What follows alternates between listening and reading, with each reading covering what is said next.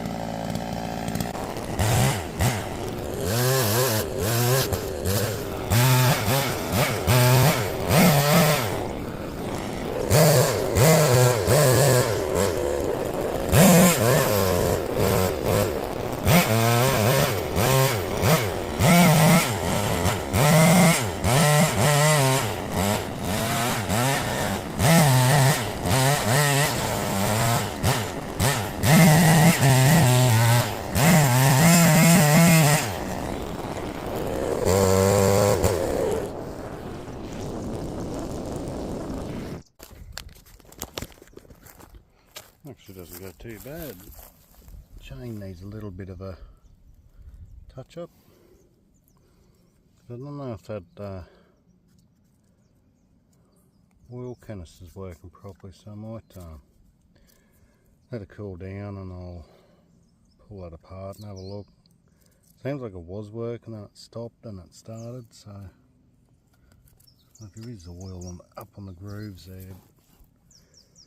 Yeah, not too bad. Got plenty of balls about it. Give that chain a bit of a touch up and it should be spot on.